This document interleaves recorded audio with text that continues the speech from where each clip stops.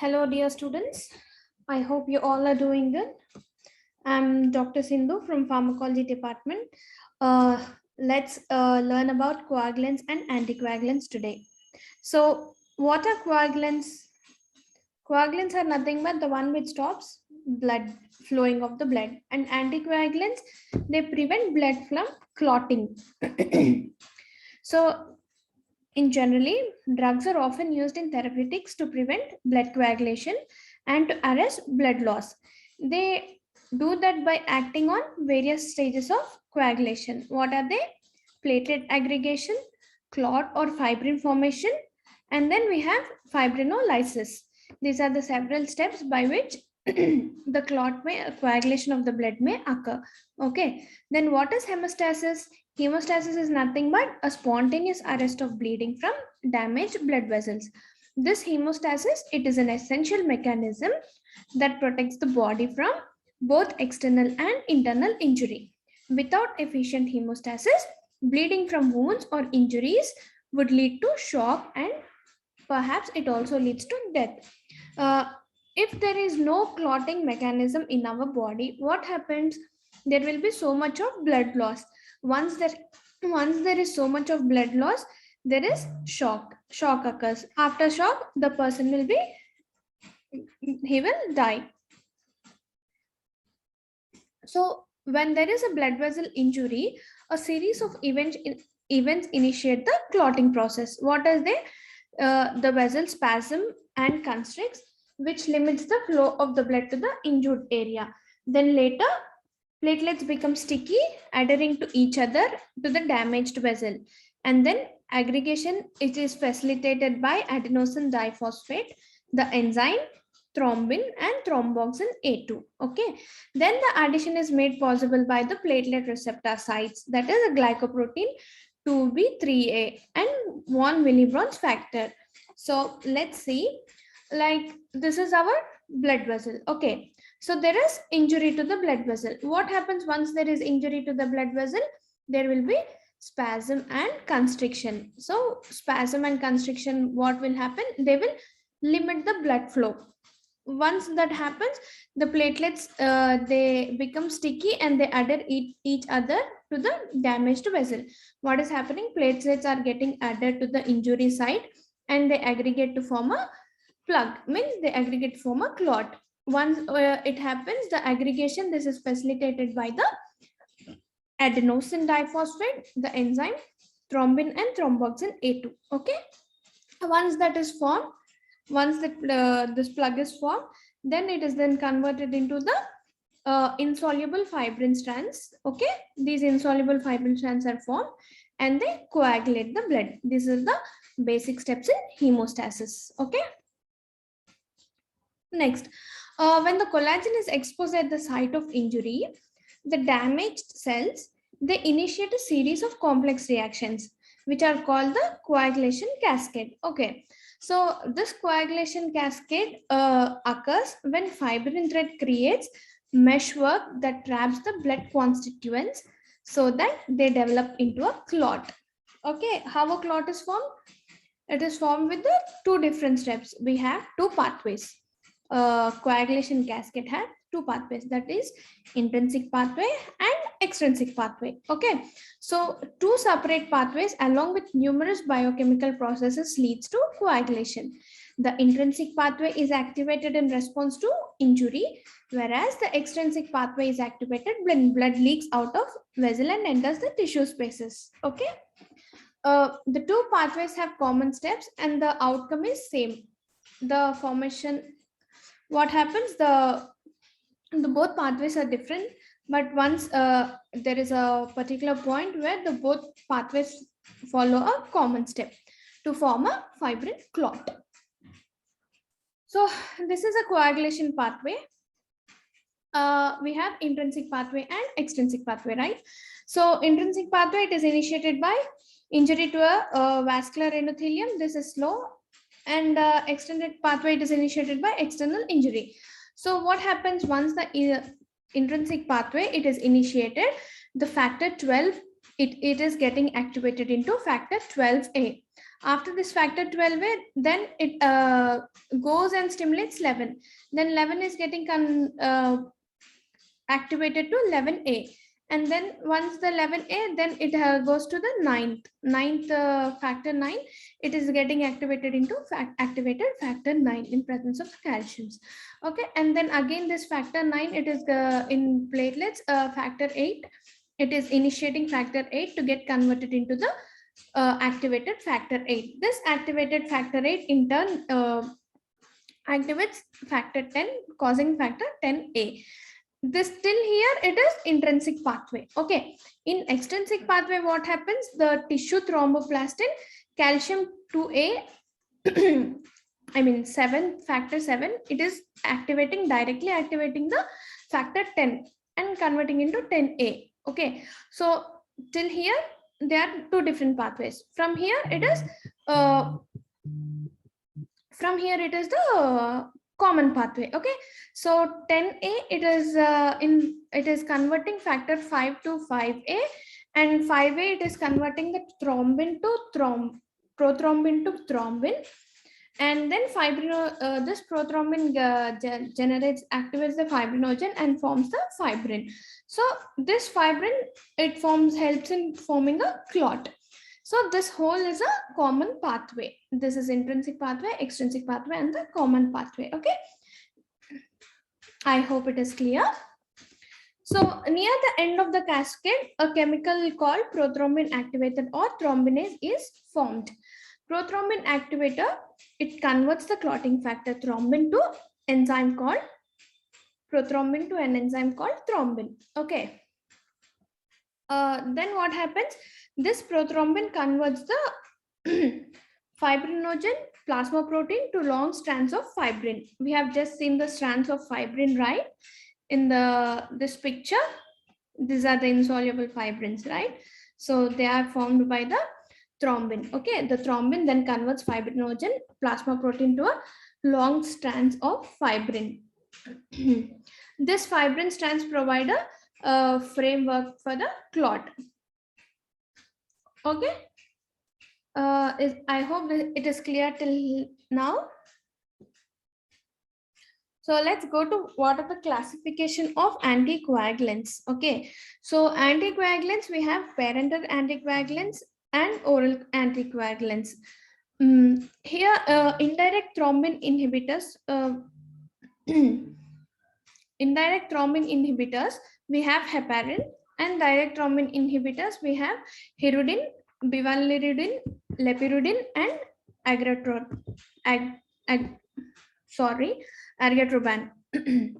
So indirect thrombin inhibitors, we have heparin. In heparin, we have high molecular weight heparin, which is called as unfractionated heparin, and also we have low molecular weight heparins. The most commonly we use is enoxaparin. Okay, and then other are tinzaparin and danaparoid. And then direct thrombin inhibitors are hirudin, bilarudin, lepirudin, and argatroban. Next, oral anticoagulants, we have coumarins. In coumarins, we have warfarin and dicumarol. And then next, we have indanidones. In that, we have drug is phenindione. So most commonly, we use warfarin. Okay, what are the other new oral anticoagulants? They are dabigatran, rivaroxaban, and apixaban, endoxaban, and betrixaban. Okay, these are the new oral anticoagulants.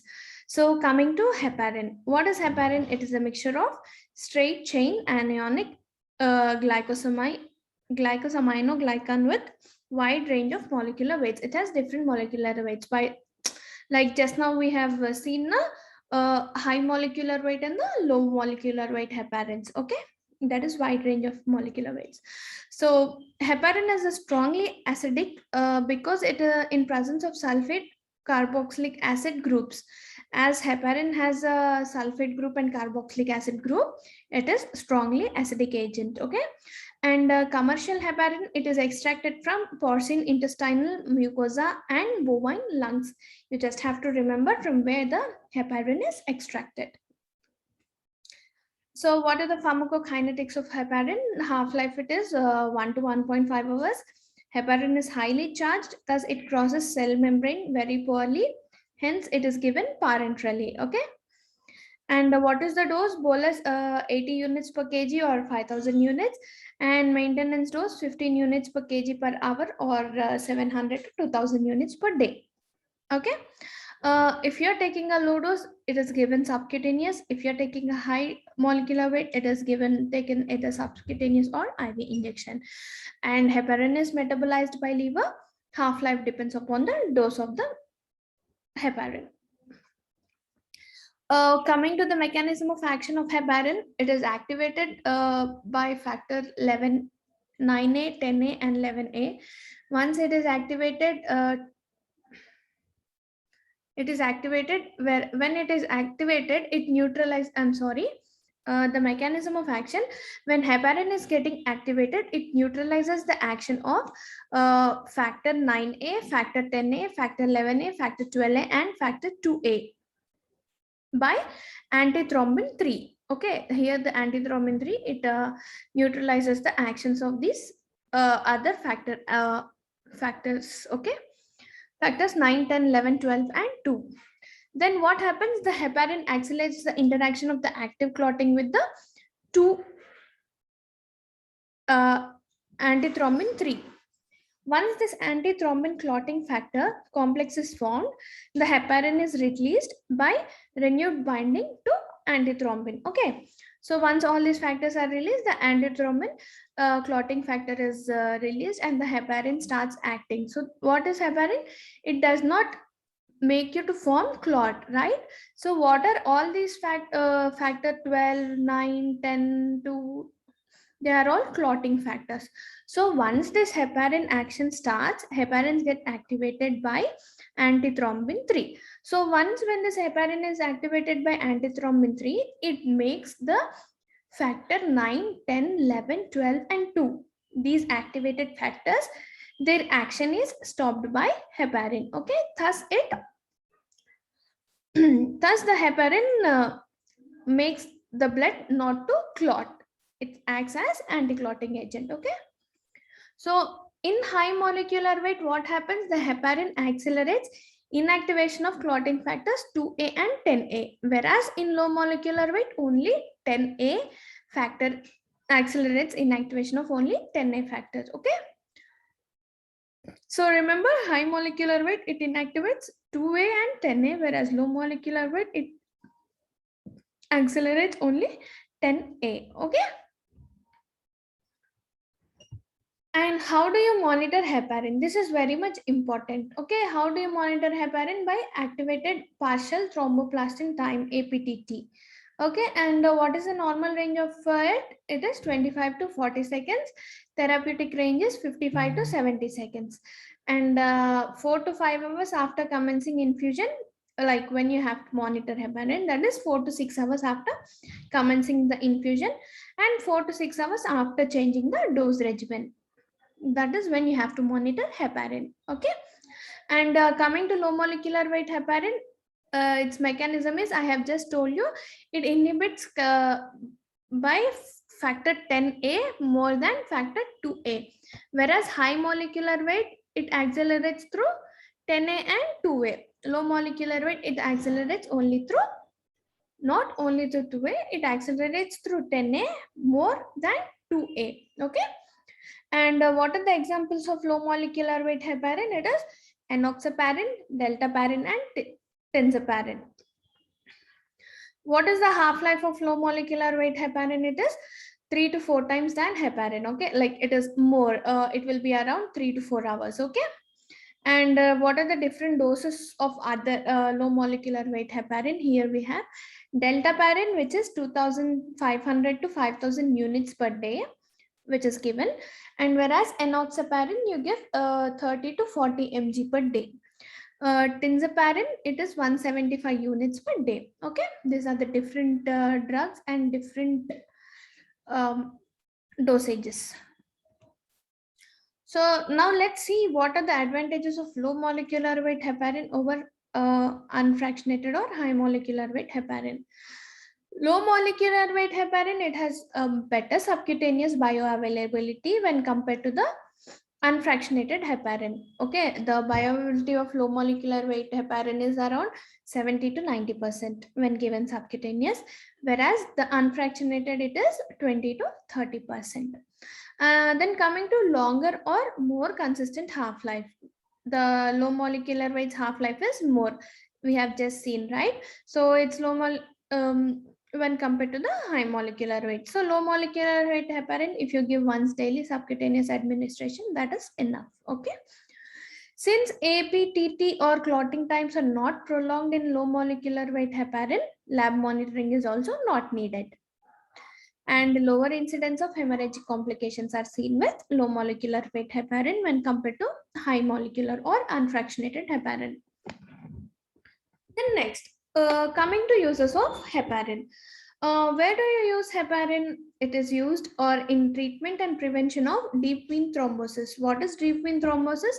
When a person will be immobilized or long bone fractures are there, there will be some clots, right? So those clots, they get dislodged from a body and they get deep, they go deep into a venous tract and they stop the venous flow. Okay, that is where you get deep vein thrombosis. Okay, so in order to prevent this deep vein thrombosis, or if a person has got deep vein thrombosis, we also treat it with heparin. So this prevention, where do you see prevention? In bedridden patients where they are immobilized, and then in old people, post-operative patients, post-stroke patients, leg fractures and elective surgeries. Okay. And in ischemic heart disease, unstable angina after MI, and after angioplasty, CABGs and stent replacement. It is given in rheumatic heart disease or atrial fibrillation also, and it is given in cerebrovascular diseases, cerebral emboli, prevention of recurrence. Vascular surgery, prosthetic heart valves, hemodialysis to prevent thromboembolism. It is given also in DIC like abruptio placenta, malignancies, infections, increased consumption of clotting factors. Okay. Then what are the adverse reactions with heparin? The adverse reactions with heparin you see are bleeding, which is most common, and then allergy, anaphylaxis, increased hair loss, alopecia, long-term osteoporosis, spontaneous fractures, and thrombocytopenia. What are the contraindications? You are not giving heparin in hypersensitivity, people who have history of hypersensitivity, then bleeding disorders like hemophilia. What is hemophilia? Hemophilia is nothing but bleeding disorder, means that person is not having factor 8 or factor 11 where their blood does not clot. One, if they get injury, their blood does not clot early. So like in hemophilia, what happens if you give heparin to these hemophilia or any other bleeding disorder patients? Anyhow their blood is not getting clotted. On the whole, you're giving anticoagulants, there will be so much of blood loss. Okay, you should not give heparin to bleeding disorder patients like hemophilia. Okay, and you should not give it to thrombocytopenia, intracranial hemorrhage, GIT ulcerations, threatened abortion, advanced renal or hepatic diseases. These are all the contraindications where you're not supposed to give heparin. Okay. Next, let's see heparin and pregnancy. Okay. Heparin, it does not cross placenta, therefore it must be used instead of warfarin in cases of if there is any anticoagulation. Generally in pregnancy you avoid giving heparin or any anticoagulants, but if there is any such case where you have to give anticoagulant, at that time you prefer giving heparin because it does not cross placenta. Okay, whereas if you give warfarin is an oral anticoagulant drug. Okay, so if you give warfarin, it crosses placenta and it may induce the fetus to produce fetal warfarin syndrome. Okay, and what happens if there is toxicity of heparin? Means you have given so much of heparin, there will be toxicity. What is the antidote for that? Protamine sulfate. Okay, protamine is a highly basic peptide that combines with heparin as an ion pair to form stable complex, which is devoid of anticoagulant activity. Okay, then if there is hemorrhage, the hemorrhage can be reversed by protamine sulfate, which is titrated, so that 1 mg of protamine sulfate is administered for every 1000 units of, sorry, every 100 units of heparin. I'm very sorry, it is every 100 units of heparin. 1 mg of protamine sulfate is administered for every 100 units of heparin. Okay. Then protamine sulfate is also an anticoagulant because it interacts with platelets, fibrinogen, and other clotting factors, so it can make hemorrhage worse if more is given than necessary. How much is required? You have to give that much only. If you're giving more, what happens? It interacts with platelets, fibrinogen, other coagulating factors, and it may increase the hemorrhage. Okay. Next, coming to warfarin. Warfarin is a oral anticoagulant drug. Okay, it is rapidly and completely absorbed after oral administration. Warfarin has bioavailability of 100%. It is highly plasma protein bound. 99% crosses the placenta, which makes it teratogenic agent. I have told you people, like warfarin, why heparin is chose over warfarin, right? Why? Because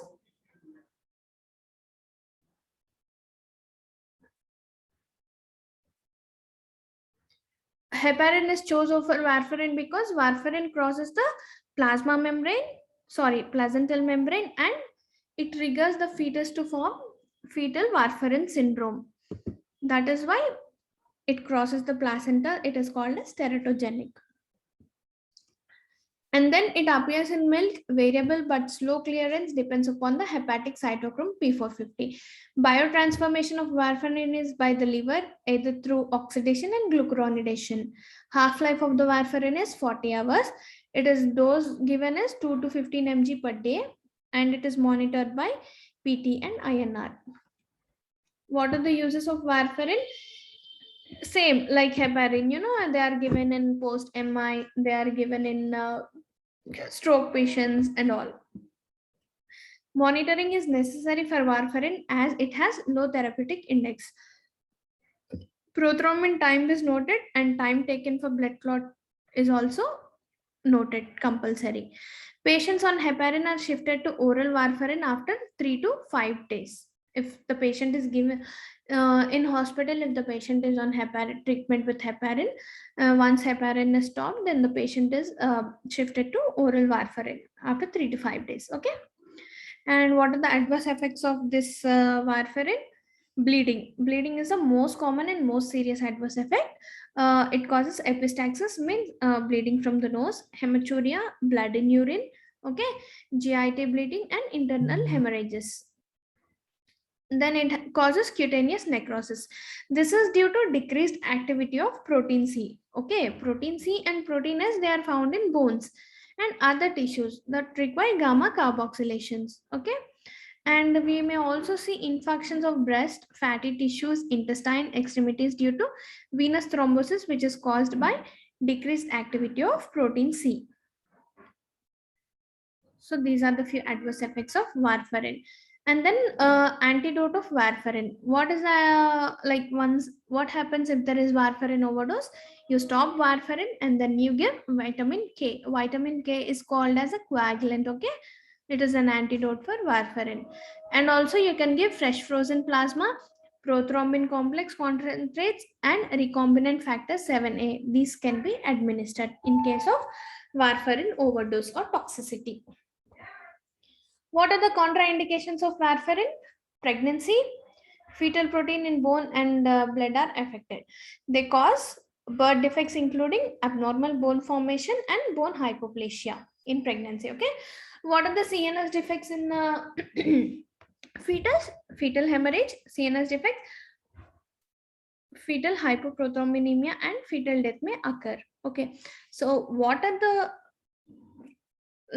the different effects you see when you give warfarin to a pregnant woman is there will be bone abnormal formation, bone hypoplasia. Okay, blood formation is also affected. There will be CNS defects, there will be fetal hemorrhage, there will be fetal hypoprothrombemia, and fetal death may occur. So you don't give warfarin in pregnancy. What are the other contraindications? Same as heparin. Okay, what are the other indications? They are same as heparin. Like you don't give in liver disorders, you don't give in stroke patients, you don't give in like bleeding disorders like thrombocytopenia or hemophilia. Okay. Next, what are the physiological or pathological factors affecting warfarin action? Increased warfarin action is seen in malnutrition, okay, decreased vitamin K, liver diseases, chronic alcoholism. Because liver disease and chronic alcoholism, there is decreased clotting factor. In hypothyroidism, there is increased degradation of clotting factor. So the warfarin action is increased in hypothyroidism also, and also in newborns because they have decreased vitamin K.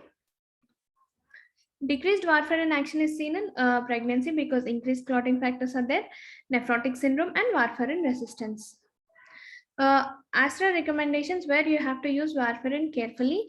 Okay, the caution should made in performing neuraxial block in patients recently discontinued warfarin therapy. The anticoagulant therapy must be stopped ideally 4 to 5 days before performing the block. Okay, monitor PT INR prior to initiation of block. And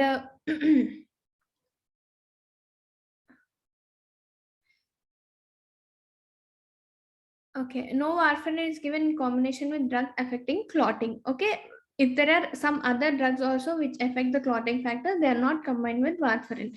If the first dose of the warfarin is given 24 hours earlier, then we have to check PT and INR. Patients receiving warfarin during epidural analgesia, you have to check PT INR on daily basis. Check PT INR before you are inserting any catheter, like a catheter means not IV or something like that. It is we should put for dialysis. Okay, so check PT-INR before catheter removal if initial dose of warfarin is given more than 36 hours pre-operatively. Epidural catheter can be removed if INR is less than 1.5. Neurological testing of motor and sensory functions should be done, and minimize the degree of motor and sensory block.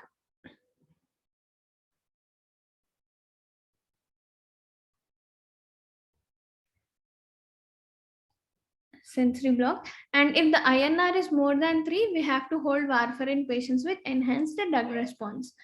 Stopping warfarin before operation, and check INR. If INR is 2 to 3, discontinue warfarin 5 days before operation. Check INR 3 to, like if it is 3 to 4.5, then discontinue 6 days before operation. Okay. Target for the preoperative INR should be less than 1.2, and elderly associated with slow rate of decrease in INR. If the INR is more than 1.5, then you can stop 1 to 2 days before surgery. You can give 1 to 2 mg oral vitamin K. Okay, and warfarin needs to be stopped for all procedures. Starting heparin before operation, assessment of patient which require bridging therapy based on individual risk factors, recommendation for pre-operative bridge therapy, and high risk group are bridging anticoagulant with therapeutic dose of subcutaneous low molecular weight heparin or IV unfractionated heparin. These are what you have to give for the pre-operative treatment, like well, like patients who are taking warfarin, you're stopping warfarin, right? So high risk patients, you're giving anticoagulant therapeutic dose of subcutaneous low molecular weight or IV unfractionated heparin. Moderate risk group, you're giving therapeutic dose of low molecular weight or low dose subcutaneous low molecular weight heparin. And in low risk patients, you're giving low dose of low molecular weight heparin, and there is no bridging seen. And after surgery, if it is minor surgery like high risk group of patients, we have to reinitiate low molecular weight heparin at full dose for 24 hours after surgery. If it is a major surgery or high risk of bleeding, we have to use prophylactic dose of the first 2 post-operative days, then full dose of low molecular weight heparin, or we have to delay the initiation of therapeutic dose for 48 to 72 hours post-operation. The nurses, you have to discuss here with the surgeon regarding reinitiation of anticoagulant, okay, after the surgery is done. Then you have to restart warfarin as previous dose 1 day post-op. That would be 12 to 24 hours when hemostasis are adequate, okay. Daily PT INR till discharge and periodically after discharge till INR reach therapeutic range is compulsory. And discontinuing low molecular weight heparin when INR is between 2 to 3 for 2 consecutive days. Direct thrombin incoming after that, coming to the direct thrombin inhibitors. So what are direct thrombin inhibitors? Hirudin, bivalirudin, argatroban. These three are the direct thrombin inhibitors. The direct thrombin inhibitors, these bind thrombin without additional binding proteins such as antithrombin, and they do not bind to other plasma proteins such as platelet factor 4. Okay, so these bind directly to the thrombin. Hirudin and bivalirudin, they bind at they both bind at the catalytic or active site of thrombin as well as at the substrate recognition site, whereas argatroban, it binds only to the thrombin active site. Okay.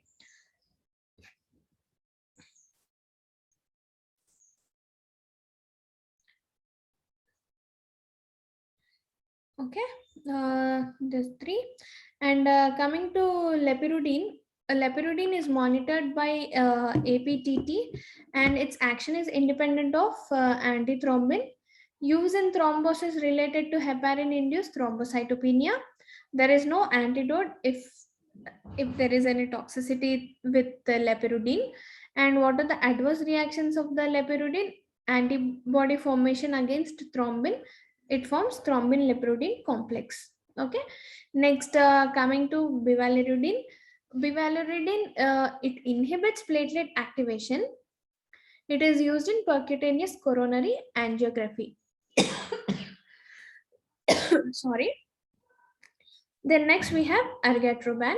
Argatroban, it is used in heparin-induced thrombocytopenia with or without thrombosis, and it is monitored by APTT. The dose is reduced in liver disease. Okay.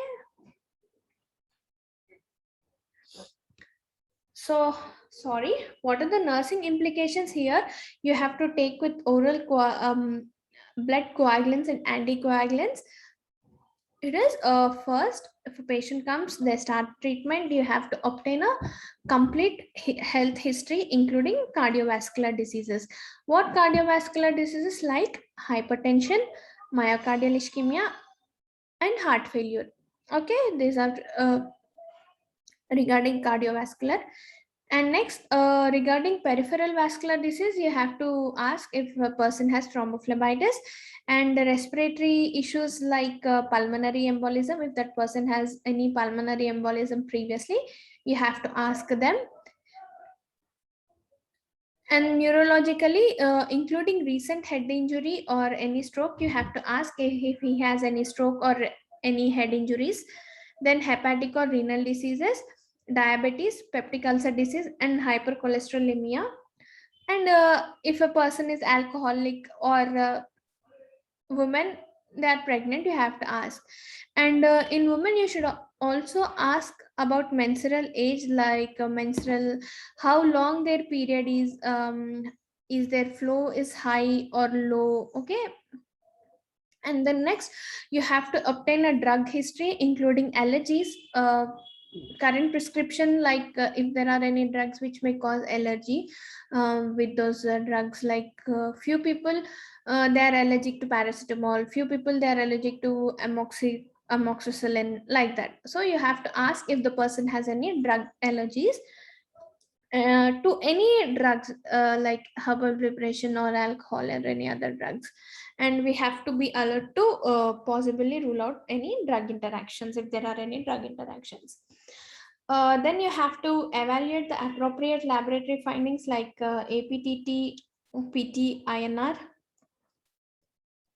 complete blood picture, renal functions test, and the liver function test, arterial blood gases as required to the state of the patient. And then you have also assess the lipid profile. You have to assess for desired therapeutic effects like example in phlebitis. Phlebitis exists the signs of improvement, there are no symptoms of thrombosis formation, whereas signs and symptoms of existing thrombosis show gradual improvement. There are two areas. So this gradual improvement like previous anginal or peripheral extremity pain that has diminished or is eliminated, but it is eliminated, whereas peripheral pulses are improving quality and volume. Okay, where phlebitis you don't see like no symptoms or signs of gradual improvement, whereas in anginal or peripheral extremities the pain is decreased and you can feel the peripheral pulses, the quality and the volume is getting improved. And you have to assess for the adverse effects like bleeding at the IV site, wounds, excessive ecchymosis, petechiae, hematuria, black or tarry stools, if there is any rectal bleeding, coffee ground emesis, epistaxis, bleeding from gums, hemoptysis, prolonged or heavy menstrual flow, occult bleeding, if there is any occult bleeding. And you also see for pallor, dizziness, hypotension, tachycardia, if there is any abdominal pain, and areas of abdominal wall swelling or firmness, lumbar pain, or decreased level of consciousness. Um, you should see all these. Okay, and so I think this is how yeah, so you should know all these adverse effects and you have to follow all these nursing implications. And that's it. So make sure you follow all these. And I think we'll end our today's session here. So if you have any doubts, feel free to comment below, and either you can ping me personally also. So thank you so much, students.